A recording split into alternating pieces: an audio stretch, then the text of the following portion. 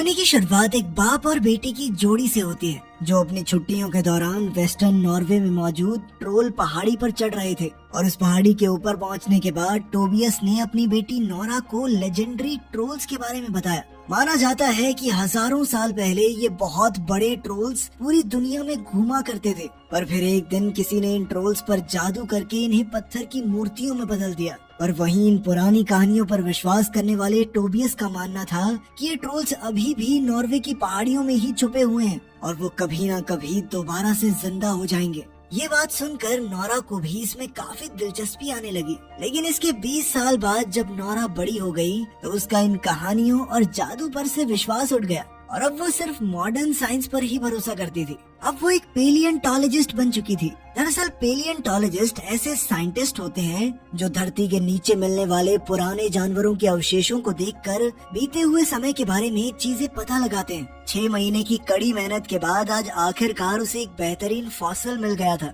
जिसकी खुशी में उसने अपने दोस्तों के साथ पार्टी करने का फैसला किया। वहीं दूसरी तरफ पहाड़ों पर मेट्रो स्टेशन बनाने के लिए तेजी से कंस्ट्रक्शन की जा रही थी और इस मेट्रो का रास्ता बनाने के लिए तेजी से पहाड़ों में धमाके किए जा रहे थे, जिसके चलते कई लोग इस कंस्ट्रक्शन का विरोध भी कर रहे थे। लेकिन उन सबको नजरअंदाज करते हुए इंजीनियर्स एक बार फिर से एक धमाका करने में लगे हुए थे। पर जब वो लोग गुफा के अंदर पहुंचे तो उन्हें कुछ अजीब सी आवाज सुनाई दी और इससे पहले कि वो कुछ समझ पाते अचानक से वहाँ की जमीन जोर शोर से हिलने लग गई, जिसके अगले ही मिनट उन इंजीनियर्स की नजर एक बहुत ही बड़े खतरनाक राक्षस पर पड़ी, जिसे देखते ही वो लोग तेजी से अपनी जान बचाने के लिए भागे। लेकिन पहाड़ों के गिरते हुए मलबे के चलते वो लोग गुफा के अंदर ही फंस गए। कुछ ही देर में इस हादसे की खबर नॉर्वे की आर्मी के हेडक्वार्टर्स में भी पहुंच गई, जिसके बाद जनरल ने एक जहाज को उस जगह की साफ तस्वीरें खींचने के लिए बुलाया ताकि वो लोग अच्छे से समझ पाएं कि आखिर वहाँ हुआ क्या है। इसके साथ ही जनरल ने इस बारे में प्राइम मिनिस्टर को भी सूचित करने का आदेश दिया और थोड़ी देर बाद ही नॉर्वे की प्राइम मिनिस्टर अपने एडवाइजर आंद्रियस के साथ तुरंत ही मिलिट्री बेस के लिए निकल गई, जहाँ रास्ते में उनकी मीटिंग डिफेंस मिनिस्टर से हुई, जिसने उन्हें बताया कि इस हादसे में कम से कम 50 से ज्यादा लोग मारे गए हैं। और इसके बाद उन्हें इस जगह की कुछ तस्वीरें दिखाई गई जिसमें धरती के अंदर काफी बड़े बड़े छेद दिखाई दे रहे थे और इन्हें देखते ही आंद्रियस को लगा कि ये किसी बहुत बड़े जीव के पैरों के निशान थे। लेकिन वो इन चीजों पर बोलने लायक नहीं था और उसकी बात को तुरंत ही अनसुना कर दिया गया। उधर नोरा अभी भी अपने दोस्तों के साथ पार्टी कर रही थी और तभी अचानक वहाँ एक आर्मी हेलीकॉप्टर आया जिसमें से एक फौजी उतरा और उसने नोरा को बताया कि उसे अभी के अभी प्राइम मिनिस्टर से मिलने के लिए बुलाया गया है। और ये जानकारी मिलते ही नोरा बिना समय बर्बाद किए उसी हेलीकॉप्टर में बैठकर मिलिट्री बेस के लिए निकल गई। उसके वहाँ पहुँचते ही आंद्रियस उसे एक कमरे में ले गया जहाँ सभी टॉप रैंक ऑफिसर्स के साथ साथ खुद प्राइम मिनिस्टर भी बैठी हुई थी। और अभी तक जितनी जानकारी उन्हें मिली थी उसके मुताबिक सभी को लग रहा था कि शायद ये सब कुछ किसी जानलेवा गैस की वजह से हुआ था। लेकिन नोरा इस बात से सहमत नहीं थी और तस्वीरों में मिले पैरों के निशानों से उसे भी लग रहा था कि शायद ये कोई बहुत बड़ा प्राचीन जानवर है जो दोबारा जिंदा हो गया है। इस चीज पर आंद्रियस के पास भी कुछ सुझाव थे, लेकिन उसने ये बातें सबके सामने बोलना सही नहीं समझा। और वहीं बाकी गवर्नमेंट ऑफिसर्स को नोरा की ये बात सिर्फ एक मजाक लग रही थी और उनके मुताबिक इस सब के पीछे कोई प्राचीन जानवर हो ही नहीं सकता। इतने साल से खा क्या रहा था, मरा कैसे नहीं वो। पर तभी सिगरेट नाम की एक कंप्यूटर जीनियस उस कमरे में आई और उसने सभी के सामने इस हादसे का एक वीडियो रखा जो उसने बहुत मुश्किल से ढूंढा था। और जैसे ही उसने वीडियो प्ले किया तो कमरे में मौजूद सभी लोग हैरान रह गए, क्योंकि उस वीडियो में 150 फीट लंबा एक बहुत बड़ा राक्षस था। और अब इस वीडियो से ये साफ हो चुका था कि 150 फुट लंबा एक जीव नॉर्वे की पहाड़ियों के बीच घूम रहा है। उधर लेस्गा नाम के गांव में एक बूढ़ा दंपति जोड़ा अपने घर में शांति से समय बिता रहा था कि तभी उन्हें किसी के दहाड़ने की आवाज सुनाई दी और कुछ ही सेकंडों बाद उनके घर का सारा सामान जोर जोर से हिलने लग गया। उन दोनों को लगा कि शायद भूकंप आया है और इसीलिए वो लोग अपने घर में बने सीक्रेट रूम में घुस गए। और जब वो लोग सब कुछ शांत होने के बाद बाहर निकले तो उन्होंने देखा कि उनका पूरा घर तबाह हो चुका था और उसके साथ साथ आसपास के एरिया में भी काफी तबाही मची हुई थी। उधर नोरा अब इस हादसे की जांच करने के लिए पूरी तरह से तैयार थी और सभी ऑफिसर्स की सहमति से प्राइम मिनिस्टर ने उसे साइंटिफिक एडवाइजर के तौर पर नियुक्त कर दिया। मीटिंग खत्म होते ही आंद्रियास ने नोरा को लेस्गा में हुए हादसे के बारे में बताया, जिसके तुरंत बाद वो लोग एक हेलीकॉप्टर में बैठकर लेस्गा के लिए निकल गए, जहां रास्ते में उन दोनों ने एक दूसरे से काफी बातें भी की, जिस दौरान एंड्रियास ने नोरा से उसकी पेलियोंटोलॉजिस्ट बनने की वजह पूछी, जिस पर नोरा ने उसे बताया कि उसे बचपन से ही नेचर से प्यार था और वो अपने आसपास की दुनिया को और अच्छे से जानना चाहती थी। साथ ही उसने आंद्रियास को अपने पिता टोबियस के बारे में भी बताया कि कैसे वो उसे बचपन में पहाड़ों पर ले जाकर उनसे जुड़ी कहानियां सुनाते थे, लेकिन बदकिस्मती से वो इन कहानियों में इतने ज्यादा खो चुके थे कि उनका असल जिंदगी से वास्ता ही कट गया और बीच में तो उनकी हालत इतनी ज्यादा खराब हो गई थी कि उन्हें एक मेंटल हॉस्पिटल में भर्ती करना पड़ा। लेस्गास में मची तबाही को देखकर नोरा और आंद्रियास दोनों ही काफी हैरान थे कि तभी उनकी मुलाकात कैप्टन क्रिस से हुई, जो फौज की तरफ से इस पूरे ऑपरेशन को संभाल रहे थे। जिसके बाद क्रिस ने उन्हें बताया कि वो राक्षस लेस्गास में तबाही मचाने के बाद 2 मील आगे तक बढ़ता गया, जिसके बाद वो अचानक से गायब हो गया और फौज की लाख कोशिशों के बाद भी वो लोग उसे ढूंढ नहीं पाए, मानो जैसे वो भीमकाय राक्षस हवा में ही गायब हो गया हो। इसके बाद उन लोगों ने उस बूढ़े कपल से पूछताछ की, जो उस वक्त तक काफी ज्यादा डरे हुए थे। उनके सीक्रेट रूम में छुपने की वजह से उन्हें कुछ ज्यादा तो नहीं पता था, पर फिर भी उस बुजुर्ग औरत ने उन्हें बताया कि उसे किसी जानवर के दहाड़ने की आवाज सुनाई दी थी, जैसे मानो किंग कॉन्ग उन पर हमला करने वाला हो। और ये जानकारी किसी भी नतीजे तक पहुंचने के लिए काफी नहीं थी और इसीलिए नोरा ने खुद ही आसपास जांच करना शुरू कर दिया, जिस दौरान उसे काफी अजीब सी महक आई, जो उसे एक बहुत बड़े फुटप्रिंट तक ले गई। नोरा ने तुरंत ही उस पैर के निशान की जांच करना शुरू किया, पर उसकी लाख कोशिशों के बाद भी उसे वहाँ कोई बायोलॉजिकल सब्सटेंस नहीं मिला जिससे वो उस राक्षस की जांच करवा सके। और अब जब उनके सामने कोई रास्ता नहीं बचा था, तो आखिरकार नोरा ने अपने पिता से मदद लेने का फैसला किया, जो उस वक्त काफी दूर एक पहाड़ पर रहते थे, जहां जल्द से जल्द पहुंचने के लिए नोरा, आंद्रियास और कैप्टन क्रिस ने एक हेलीकॉप्टर का इस्तेमाल किया। पर जैसे ही वो लोग वहां पहुंचे तो टोबियस ने उन पर बंदूक तान दी,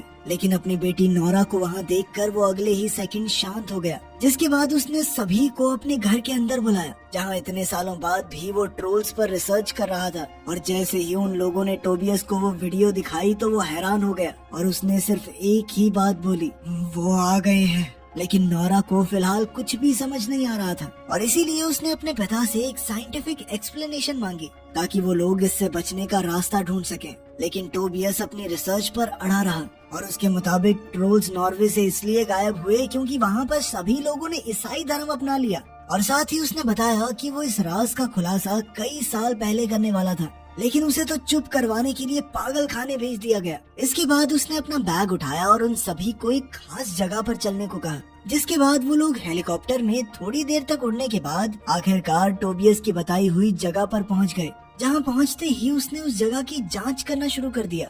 और कुछ देर तक आसपास देखने के बाद उसे एहसास हुआ कि वो जगह पूरी तरह से बदल चुकी थी। वहीं दूसरी तरफ नोरा को एक बार फिर से वही महक आई, जिसका नाम उसने हाइपर नेचर रखा हुआ था। और इससे पहले कि वो कुछ समझ पाते, तभी नोरा की नजर वहाँ मौजूद एक बहुत बड़े जीव पर पड़ी और ये कोई और नहीं बल्कि वही ट्रोल था, जिसने खुद को आसपास की जगह में छुपाया हुआ था। पर खुशकिस्मती से सभी लोग समय रहते हेलीकॉप्टर में बैठकर वहाँ से निकल गए और जैसे ही वो लोग एक सेफ जगह पर पहुँचे तो उन्होंने इंटरनेट के जरिए उस ट्रोल को सरकार को दिखाया। सभी लोग इतने बड़े ट्रोल को देखकर काफी ज्यादा हैरान थे और अब जब सभी लोगों को ट्रोल्स की असलियत पर विश्वास हो गया था, तो जल्द ही प्राइम मिनिस्टर ने ट्रोल्स के खिलाफ एक आर्मी ऑपरेशन की शुरुआत कर दी, जिसकी कमान कैप्टन क्रिस के हाथ में थी। और प्राइम मिनिस्टर से ऑर्डर्स मिलते ही फौज ने तुरंत उस ट्रोल पर खतरनाक ऑपरेशन की शुरुआत कर दी। लेकिन फौज की सबसे खतरनाक मिसाइल्स का भी उस ट्रोल के ऊपर कोई असर नहीं हो रहा था, वो उसका कुछ नहीं बिगाड़ पा रहे थे। और जैसे ही उस ट्रोल ने एक सिपाही को खाया तो टोबियस उसे शांत करने के लिए उसके सामने चला गया। वो ट्रोल शुरुआत में टोबियस की बात सुन भी रहा था, पर तभी अचानक से फौज की कुछ और यूनिट्स ने उस पर हमला कर दिया, जिससे गुस्सा होकर जैसे ही ट्रोल उस यूनिट पर हमला करने के लिए मुड़ा तो उसकी पूंछ सीधा जाकर टोबियस को लगी, जिसके चलते वो काफी ज्यादा जख्मी हो गया। ये देखते ही नोरा तुरंत ही अपने पिता की तरफ भागी, लेकिन टोबियस ने कुछ बोलने से पहले ही अपना दम तोड़ दिया। उसी रात नोरा रोते रोते अपने पिता की डायरी पढ़ रही थी ताकि वो किसी तरह से इन ट्रोल्स को रोक सके। और घंटों तक उस डायरी को पढ़ने के बाद नोरा को पता चला कि असल में ट्रोल्स अक्सर चर्च को तबाह कर देते थे क्योंकि उन्हें घंटियों की आवाज बिल्कुल भी पसंद नहीं थी। और जब नोरा ने ये प्लान सभी सरकारी अफसरों को सुनाया तो पहले तो उन सब ने नोरा को पागल समझा। पर नोरा का मानना था कि मिसाइल तो काम नहीं कर रही ना उसके ऊपर, तो हमें कुछ अलग ही सोचना पड़ेगा, ठीक है। जिसके बाद प्राइम मिनिस्टर ने उसे इस प्लान के साथ आगे बढ़ने की इजाजत दे दी और इसके कुछ देर बाद 4 आर्मी हेलीकॉप्टर्स बड़ी बड़ी चर्च बेल लेकर तेजी से ट्रोल की तरफ बढ़ने लगे। नोरा के इस प्लान ने शुरुआत में तो कामयाबी दिखाई, पर जल्द ही उस ट्रोल ने खुद पर काबू पाते हुए उन चारों हेलीकॉप्टर्स को तबाह कर दिया। और अब वो इतने ज्यादा गुस्से में आ गया कि उसने चारों तरफ तबाही मचानी शुरू कर दी। पर इसी बीच उस ट्रोल ने एक बच्चे की जान भी बचाई थी, जो कि ये साफ दिखाता था कि उस ट्रोल के अंदर भी शायद एक दिल है। इस हादसे के बाद दुनिया भर के न्यूज चैनल्स ने ये खबर दिखाना शुरू कर दिया, जिसके चलते आम नागरिकों में दहशत का माहौल बन गया था। और ठीक उसी वक्त प्राइम मिनिस्टर ने देश में इमरजेंसी डिक्लेयर करते हुए ओस्लो शहर और उसके आसपास के इलाकों को जल्द से जल्द खाली करने के आदेश दिए, क्योंकि ट्रोल तेजी से ओस्लो शहर की तरफ ही बढ़ रहा था। उधर अपने नाकामयाब प्लान के चलते नोरा को साइंटिफिक एडवाइजर की पोस्ट से निकाल दिया गया और दूसरी तरफ आंद्रियास को गवर्नमेंट के अगले प्लान के बारे में पता चल गया, जिसमें वो लोग ओस्लो के आसपास के शहरों में बड़े बड़े बम धमाके करके ट्रोल को खत्म करना चाहते थे। लेकिन आंद्रियास के पास इसे रोकने की पावर भी नहीं थी, इसीलिए उसने इस फालतू नौकरी से इस्तीफा दे दिया। हजारों लोग अपने घर और शहर छोड़कर भाग रहे थे, जिनमें नोरा और आंद्रियास भी शामिल थे। इधर नोरा को इस बात का दुख था कि वो देश को इस समस्या से नहीं निकाल पाई और इसीलिए उसने एक बार फिर अपने पिता की डायरी को पढ़ना शुरू कर दिया। इस बार उसकी नजर सिंडिंग नाम पर पड़ी, जो कई बार रिपीट हो रहा था। पर जब उसने इस बारे में आंद्रियास से बात की तो उसने बताया कि असल में सिंडिंग एक राजकुमार था, जो ओस्लो में एक महल में रहता था और इस वक्त वो देश का सबसे अमीर आदमी था। अब नोरा को लग रहा था कि शायद उनको महल में कोई सुराग मिल सकता है, इसीलिए उसने आंद्रियास से तुरंत ही गाड़ी को महल की तरफ मोड़ने को कहा। महल में पहुंचते ही उनकी मुलाकात राइकर्ड सिंडिंग से हुई, जो पहले से ही उनका इंतजार कर रहा था। जिसके बाद वो उन्हें महल के अंदर लेकर गया और आखिरकार उसने नॉर्वे के ट्रोल्स के राज से पर्दा हटाया। असल में टोबियस बिल्कुल सही था और प्राचीन समय में ट्रोल्स नॉर्वे की धरती पर घूमते थे। इसके बाद सिंडिंग उन्हें एक अंडरग्राउंड गुफा में लेकर गया, जहां उसने बताया कि असल में उसने ही टोबियस की जिंदगी बर्बाद की थी ताकि उनका सच बाहर न आ जाए। और जब टोबियस सच में काफी करीब पहुंच गया था तो सिंडिंग ने ही उसे मेंटल हॉस्पिटल भेजा था और वो राज असल में महल के नीचे दबे हुए ट्रोल्स के कंकाल थे, जो सालों से सिंडिंग्स ने दुनिया से छुपाए हुए थे। और तो और ये महल तक ट्रोल किंग की गुफा के ऊपर बनाया गया था, जब ट्रोल किंग और उसके पूरे परिवार को क्रिश्चियंस ने खत्म कर दिया था। और असल में अब जो ट्रोल पूरे देश में तबाही मचा रहा था वो कोई और नहीं बल्कि ट्रोल किंग ही था, जो सिर्फ अपने घर जाने की कोशिश कर रहा था। इसके बाद सिंडिंग ने उन्हें बताया कि ट्रोल्स के लिए उनका परिवार सबसे ज्यादा जरूरी होता है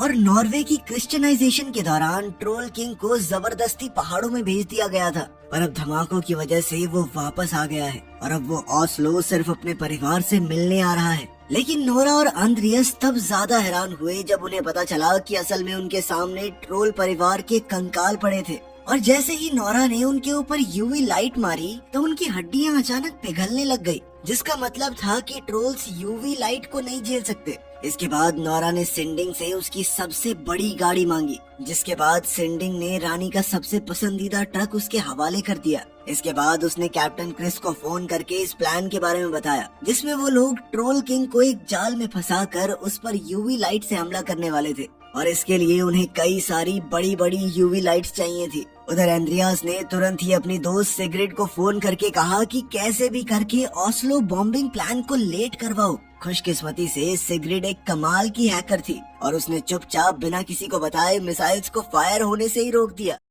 उधर नोरा और आंद्रियास अपने ट्रक में ट्रोल किंग के बच्चे का स्कल लेकर घूम रहे थे और जानबूझकर ट्रोल किंग का ध्यान उस पर खींचने की कोशिश कर रहे थे, पर ये सब करके वो सिर्फ ट्रोल किंग को यूवी लाइट ट्रैप के पास ले जाना चाहते थे। और जैसे ही ट्रोल ने उस स्कल को तोड़ा तो उसे एहसास हुआ कि असल में अब उसके परिवार का कोई नहीं बचा है और वो इस बात से और गुस्से में आ गया। उधर मिलिट्री बेस में सिग्रिड को हैकिंग करते हुए रंगे हाथों पकड़ लिया गया, लेकिन तभी जनरल ने भी उसकी बात समझते हुए प्लान को खारिज कर दिया, क्योंकि अभी भी उस वक्त वहाँ कई सारे आम नागरिक मौजूद थे जो इन धमाकों में मारे जाएंगे। उधर नोरा और आंद्रियस किसी तरह से ट्रोल को लाइट ट्रैप तक लाने में कामयाब हो गए और उसके वहां पहुंचते ही कैप्टन क्रिस की पूरी टीम ने एक साथ अपनी लाइट्स ऑन कर दी और अब उनका प्लान कामयाब भी हो गया था, क्योंकि धीरे धीरे वो ट्रोल चलने लग गया। लेकिन उसे इस तरह तड़पता हुआ देखकर अचानक से नोरा का मन बदल गया और उसने एक एक करके सभी यूवी लाइट्स को बंद कर दिया, क्योंकि वो उसकी जिंदगी बचाना चाहती थी।